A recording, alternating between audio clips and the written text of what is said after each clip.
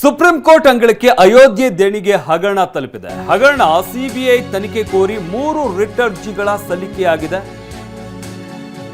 July 13ಕ್ಕೆ ವಿಚಾರಣೆ ಕೈಗೆತ್ತಿಕೊಳ್ಳುವ supreme court 3 writ ಅರ್ಜಿಗಳನ್ನು ಸಲ್ಲಿಕೆ ಮಾಡಲಾಗಿರುವಂಥದ್ದು. CJI Surya Kant, justice Joymalya Bagchi, justice V Mohan 3 ಜನ ಇರುವಂತಹ ತ್ರಿಸದಸ್ಯ ಪೀಠ 13ನೇ ತಾರೀಕು ಇದರ ವಿಚಾರಣೆ ನಡೆಸಲಾಗುತ್ತೆ.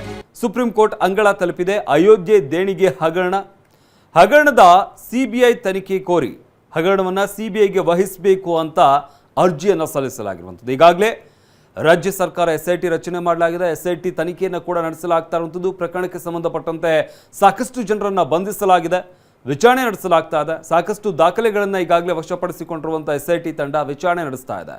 ಆದರೆ ಈ ಪ್ರಕರಣವನ್ನು ಸಿಬಿಐಗೆ ವಹಿಸಬೇಕು ಅಂತ ಕೋರಿ 3 ರಿಟ್ ಅರ್ಜಿಗಳನ್ನು ಸಲ್ಲಿಕೆ ಮಾಡಲಾಗಿದೆ. ಜುಲೈ 13ಕ್ಕೆ ವಿಚಾರಣೆ ಕೈಗೆತ್ತಿಕೊಳ್ಳುವಂತಹ ಸುಪ್ರೀಂ ಕೋರ್ಟ್ ಅಂದರೆ ಈ ಪ್ರಕರಣವನ್ನು ಸಿಬಿಐಗೆ ಕೊಡಬೇಕಾ ಬೇಡವಾ ಅನ್ನೋ ವಿಚಾರಕ್ಕೆ ಸಂಬಂಧಪಟ್ಟಂತೆ 13ನೇ ತಾರೀಕಿನಿಂದ ವಿಚಾರಣೆ ನಡೆಸಲಾಗುತ್ತೆ. ಯಾಕಂದರೆ SIT ಸರಿಯಾಗಿ ತನಿಖೆ ಮಾಡ್ತಾ ಇದೆಯಾ ಇಲ್ವಾ? ಯಾಕಂದರೆ ವಿಪಕ್ಷಗಳು ಆರೋಪವನ್ನು ಮಾಡಿರುವಂಥದ್ದು SIT ರಚನೆ ಮಾಡಿರುವಂಥದ್ದೇ ದೊಡ್ಡವ್ರನ್ನ ರಕ್ಷಣೆ ಮಾಡುವಂತಹ ಸಲುವಾಗಿ. ಇದು ಸರಿಯಾಗಿ ತನಿಖೆ ಆಗ್ತಾ ಇಲ್ಲ, ದೊಡ್ಡವ್ರನ್ನ ರಕ್ಷಣೆ ಮಾಡಲಾಗ್ತಾ ಇದೆ. ಇದರಲ್ಲಿ ಯಾರು ಪ್ರಮುಖ ಆರೋಪಿಗಳಿದ್ದಾರೆ ಅವ್ರನ್ನ ರಕ್ಷಣೆ ಮಾಡಲಾಗ್ತಾ ಇದೆ ಅನ್ನೋ ಆರೋಪ ಕೇಳಿ ಬಂದಿತ್ತು. ಈ ಹಿನ್ನೆಲೆಯಲ್ಲಿ ಸದ್ಯಕ್ಕೆ ರಿಟ್ ಅರ್ಜಿಯನ್ನು ಸಲ್ಲಿಕೆ ಮಾಡಲಾಗಿದೆ.